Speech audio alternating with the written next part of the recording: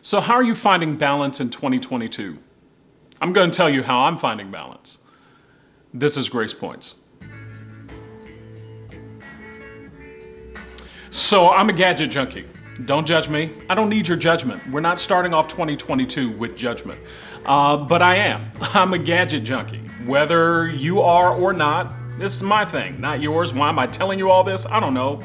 You're cheaper than therapy. Anyway, I am self-proclaimed gadget junkie. I succumbed to the pressure of buying a VR headset over the Christmas break.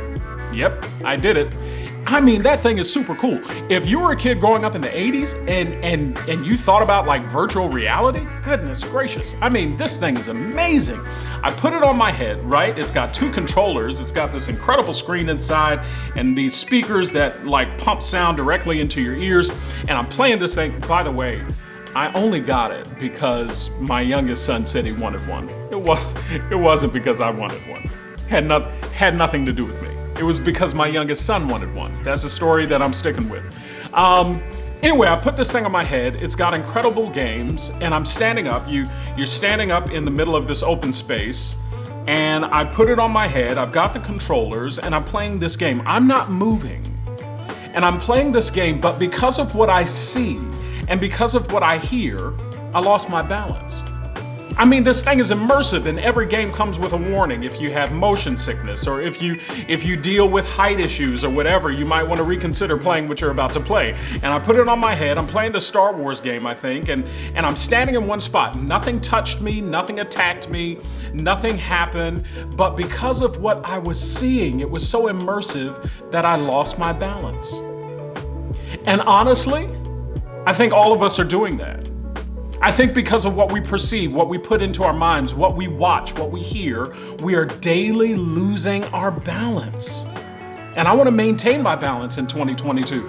And it doesn't even mean that you're under some kind of crazy attack. It could just mean that you're putting the wrong thing in and you're losing your balance.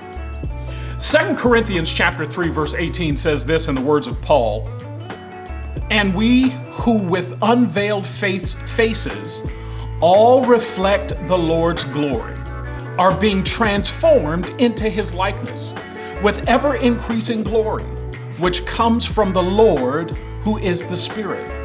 I mean, I love what Paul says here. He says, "And we who with unveiled faces all reflect the Lord's glory are being transformed into his likeness." When you, with an unveiled mind, spend time looking at the life of Christ, you can't help but be changed. When you look at the reflection of God in the life of Christ, there's no clearer picture of God than in the life of Christ. More glory is revealed in the life of Christ than Moses ever experienced on the mountain. And we see in the life of Christ who God is. And being more and more like Jesus is a progressive experience. It's a long-term growth experience. And you spend time seeing him, watching how he dealt with people, watching how he grew, watching how he dealt with his disciples or the miracles he performed or the sacrifice that he made. When you spend time looking and listening to the life of Christ, you can't help but find balance. You can't help but be changed.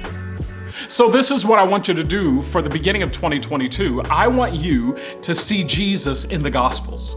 I want you to follow his life. I want you to see what he said. I want you to experience how he dealt with people and see if that doesn't increase your balance. See if that doesn't give you stronger footing. See if that doesn't shift your equilibrium so that you can find focus and balance to be the person, the man, the woman that God has called and ordained you to be in 2022.